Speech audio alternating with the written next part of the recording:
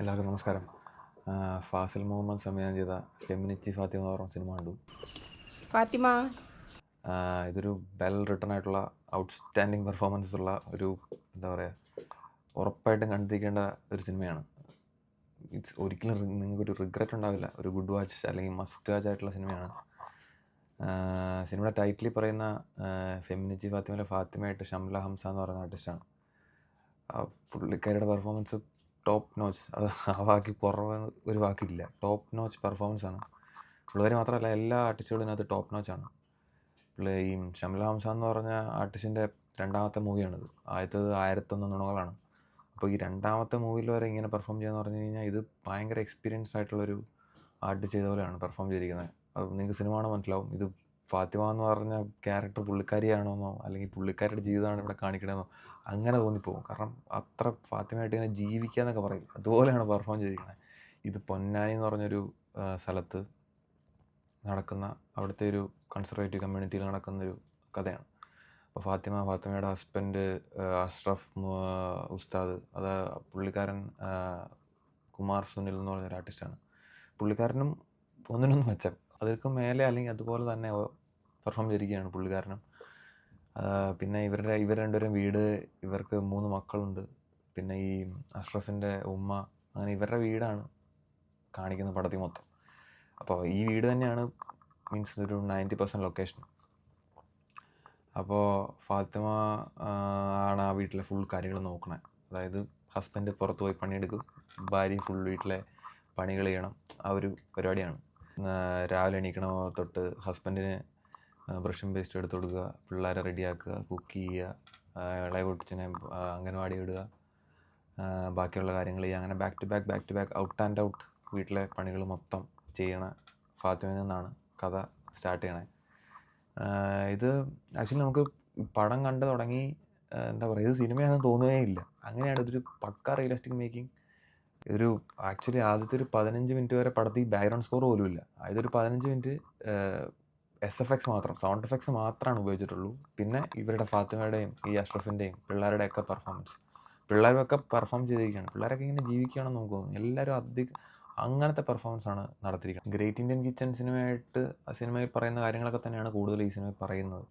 അതായത് അടിച്ചമർത്തപ്പെട്ട സ്ത്രീകളെ പറ്റിയും അതിനെപ്പറ്റിയൊക്കെയാണ് സംസാരിക്കുന്നത്. പക്ഷേ ഈ സിനിമയിൽ എങ്ങും ഒരു വയലൻസോ അല്ലെങ്കിൽ അതിൽ സുരാജ് എന്ന ക്യാരക്ടർ കുറച്ച് വയലൻ്റ് ആവുന്നു അങ്ങനെയൊക്കെയുണ്ട്. പക്ഷേ ഇതിനകത്ത് ഒരിക്കലും ഒരു വയലൻസ് എന്നൊരു രീതിയിലേക്കോ മോഡിലേക്കോ സിനിമ പോകുന്നില്ല. ഫുള്ളൊരു സറ്ററിക്കലായിട്ട് ഡാർക്ക് കോമഡി, ഹ്യൂമറിൻ്റെ അകമ്പടിയോടുകൂടിയാണ് ഫുൾ പടം പറഞ്ഞിരിക്കണേ. അത് ഹ്യൂമറും എല്ലായിടത്തും വർക്കാവുന്നുമുണ്ട്. ഈ ഫാത്തിമയുടെ ഹസ്ബൻഡായിട്ടുള്ള ക്യാരക്ടറിൻ്റെ ഭയങ്കര നന്നായിട്ടാണ് ഹ്യൂമർ പുള്ളിക്കാരൻ സെറ്റ് ചെയ്യണത്. ബട്ട് ഹ്യൂമർ അല്ല കാണിക്കുന്നത്, പക്ഷെ നമുക്കത് പലയിടത്തും ഹ്യൂമറായിട്ട് തോന്നും. അങ്ങനത്തെ ഒരു പരിപാടിയാണ്. ഫാത്തിമയുടെ ലൈഫ് ഭയങ്കര ഹാർഡ്ഷിപ്പിലൂടെയാണ് പോകുന്നത്. പക്ഷെ ഫാത്തിമയ്ക്ക് അത് മനസ്സിലാവുന്നില്ല, പക്ഷെ നമുക്കത് മനസ്സിലാവും. ഫാത്തിമയുടെ ഡെയിലി റൂട്ടീനായിട്ട് എടുത്തിരിക്കുകയാണ്. അങ്ങനത്തെ ഒരു പരിപാടിയാണ്. ആക്ച്വലി ഈ പടത്തിനകത്തൊരു വില്ലൻ എന്നൊരു സംഭവം ഇല്ല. ഈ ഫാത്തിമയുടെ എവരിഡേ റുട്ടീനാണ് പടത്തിലെ വില്ലൻ. അങ്ങനെ കഥ മുന്നോട്ട് പോകും. ഭയങ്കര ഹോപ്പ് തന്നിട്ടുള്ളൊരു എൻഡിങ് ആണ്. ഫാത്തിമ മീൻസ് എന്താ, ഇങ്ങനെ അടിച്ചമർത്തപ്പെടേണ്ട, അങ്ങനെ ഒട്ടും ഭയങ്കര ഡിപ്പെൻഡൻ്റ് ആയിട്ടുള്ള ആളിൽ നിന്നൊക്കെ മാറി കുറച്ചും കൂടി ഇൻഡിപെൻഡൻ്റ് ആവുന്ന രീതിയിലാണ് ഈ പടം എൻഡ് ചെയ്യുന്നത്. അതൊരു ഭയങ്കര പ്രതീക്ഷ നൽകുന്നൊരു എൻഡിങ്ങാണ് സിനിമയ്ക്ക് കൊടുത്തിരിക്കുന്നത്. പിന്നെ സിനിമയുടെ ലെങ്ത്തും അധികമൊന്നുമില്ല, 2 മണിക്കൂർ താഴെ, 1 മണിക്കൂർ 35 മിനിറ്റോ 38 മിനിറ്റോ അങ്ങാണ്ടേ ഉള്ളൂ. ഈ സിനിമ സംവിധാനം ചെയ്തിരിക്കുന്നതും എഡിറ്റ് ചെയ്തിരിക്കുന്നതും ഫാസിൽ മുഹമ്മദ് തന്നെയാണ്. സ്റ്റാറ്റിക് ഷോട്ട്സ് മാത്രമാണ് ഉപയോഗിച്ചിരിക്കുന്നത്. ചില ഡ്രോൺ ഷോട്ടുകളുണ്ട്, അതിന് മാത്രമാണ് മൂവ്മെൻ്റ് ഉള്ളത്. ബാക്കി മൊത്തം സ്റ്റാറ്റിക് ഷോട്ട്സ് ആണ്. ആ വീട്ടിലെ അവിടെ ഇവിടെയൊക്കെ ക്യാമറ വെച്ച് ഫുൾ കവർ ചെയ്ത് ആ വീട് മാത്രമാണ് 90% ഉള്ളത് പടത്തിൽ. ബാക്കിയാണ് കുറച്ച് അവിടെ ഇവിടെയൊക്കെ ഉള്ളത്.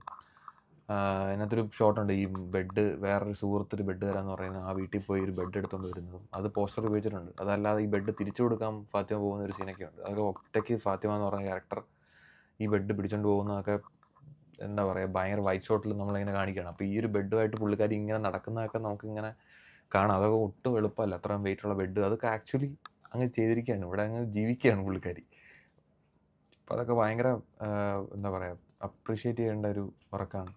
ഒത്തിരി ചോദ്യങ്ങൾ ഈ സിനിമയിലുണ്ട്, പക്ഷെ ഭയങ്കര സൈലൻ്റ് ആയിട്ടുള്ള, അത്ര ലൗഡായിട്ടല്ല ഈ പ്രശ്നം പറയുന്നത്. ഇതൊരു സോഷ്യൽ ഡ്രാമയാണ്, പക്ഷെ അത്ര ലൗഡായിട്ടല്ല ഈ പ്രശ്നത്തെ ഈ സിനിമയിൽ പറഞ്ഞിരിക്കുന്നത്. പക്ഷേ എന്നാൽ ഒരു ലൗഡായിട്ട് പറയണ 10 സിനിമകൾക്ക് മുമ്പിൽ ഈ ഒറ്റ സിനിമ മതി. അങ്ങനത്തെ ഒരു സിനിമയാണിത്. എനിക്ക് ഭയങ്കരമായിട്ട് ഇഷ്ടപ്പെട്ടു. ഞാനിത് കണ്ട് തീർന്നപ്പോൾ തീർന്നോ അങ്ങനെ തോന്നിപ്പോയി. കാരണം ഇത് അത്ര അങ്ങനെ പക്ക പാക്ഡായിട്ട് വന്ന് അങ്ങനെ തീർന്നു പോയൊരു സിനിമയാണ്. എനിക്കിത് ഭയങ്കരമായിട്ട് ഇഷ്ടപ്പെട്ടു. ഞാൻ ഈ വർഷം ഈ വർഷം ആദ്യമായിട്ട് കണ്ട സിനിമ ഇതല്ല. ഈ വർഷം 2 സിനിമകൾ കണ്ടു. പക്ഷേ ഈ സിനിമയാണ് എനിക്ക് ഭയങ്കരമായിട്ട് ഇഷ്ടപ്പെട്ടു. ഇത് കഴിഞ്ഞ വർഷം ഒക്ടോബറിലാണ് തിയേറ്റർ റിലീസ് കഴിഞ്ഞത്. IFFKയിലൊക്കെ ഉണ്ടായിരുന്നു. ദുൽഖർ സൽമാനാണ് ഇത് ഡിസ്ട്രിബ്യൂട്ട് ചെയ്തത്. അപ്പോൾ ഉറപ്പായിട്ടും കണ്ടു നോക്കുക. സിനിമ മനോരമ മാക്സിലുണ്ട്. ഇത് നിങ്ങൾ ഒരിക്കലും റിഗ്രറ്റ് ചെയ്യില്ല ഇത് കാണുന്നതിലൂടെ. പക്ക സിനിമയാണ്. കണ്ടവരുടെ അഭിപ്രായം പറയാം. Okay, by.